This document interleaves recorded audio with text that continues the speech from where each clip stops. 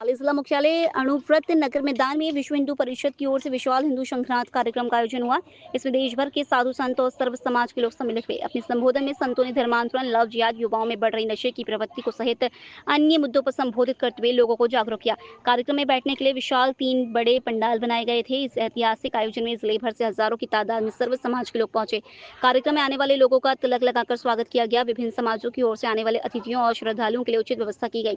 साधु संतों ने अपने संबोधन में नशे से दूर रहने की एवं समाज एवं देश के विकास में योगदान देने का आह्वान किया। अपने संबोधन में साधु संतों ने कहा कि धर्मांतरण करने वालों के खिलाफ कठोर कार्रवाई होनी चाहिए और बड़ा कानून बनना चाहिए।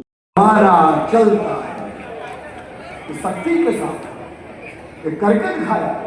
इसीलिए वैज्ञानिक ने संकल्प लिया है, इस देश के अंदर से नशे को उखाड़ कर फेंकेंगे, क्योंकि इस नशे के द्वारा हमारी छोटी भोली भाली, हमारा हर बिंदु, हमारी बहनों को शिकार बनाया जा रहा है। लव जिहाद का शिकार बनाया जा रहा है। लव जिहाद का शिकार नशा करा के बनाया जा रहा है। नाम तो बदल ही रहे हैं, नशा करा के बनाया जा रहा है। और नशे के द्वारा लव जिहाद का शिकार हुई बहन के साथ साथ दूसरी बहनों को भी उसके लिए बाद जो ब्लैकमेल किया जा रहा है, यह वजिंदर स्वीकार नहीं करेगा, क्योंकि हमारी बेटी, हमारी माताएं, हमारा मान बिंदु है और हमारा जो मान बिंदु है उसकी रक्षा करने का संकल्प इस देश के युवा का है, क्योंकि वह भी किसी न किसी माँ के पुत्र और पुत्री है। इस संकल्प लेकर, आज संकल्प लेकर करना है। हम सबको याद होगा जब देश स्वतंत्र हुआ था और स्वतंत्रता के साथ देश का विभाजन हुआ था। विभाजन धर्म के आधार पर हुआ था। जब धर्म के आधार पर हुआ था, उसी समय इस देश के अंदर हमें लाखों की संख्या में कत्लेआम हुआ था, हिंदुओं का नरसंहार हुआ था। भारत पाकिस्तान के विभाजन, इस देश के आदान प्रदान के दौरान उस समय डॉक्टर भीमराव अंबेडकर ने इस बात का विरोध किया था कि भारत में जितना भी मुसलमान है वो सब का सब पाकिस्तान जाना चाहिए, एक को भी भारत में नहीं रोकना चाहिए। एक स्त्री है, ये एक भारत की संतान है, हमारी भारत माता की संतान है और ये कभी किसी प्रकार से कमजोर नहीं पड़ेगी। जितना तुम मारोगे उतना मजबूत बनेगी और तुम्हारे सामने तुम्हारी दुश्मन बन के रहेगी।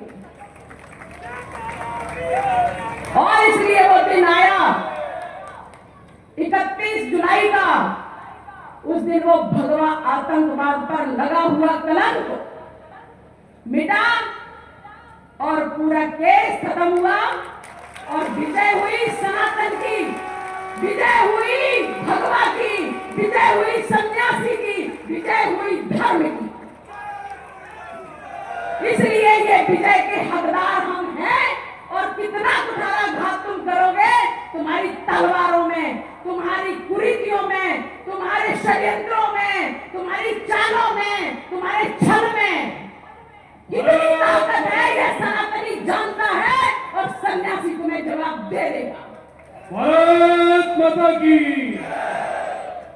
इसलिए अपने घर में हथियार रखो, दुर्गा वाहिनी में लड़कियों को भेजो, हथियार सीखो और अवसर आने पर अगर विधर्मी अपने ऊपर किसी प्रकार से आंच लाते हैं, देश के दुश्मन हमें मारने के लिए अगर खड़े हैं, तो वो मारने की सोचे उसके पहले उनको बीच में से फाड़।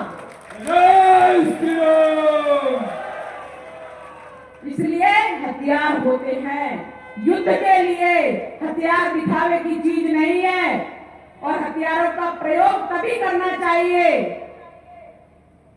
जब कोई दुश्मन, जब कोई विधर्मी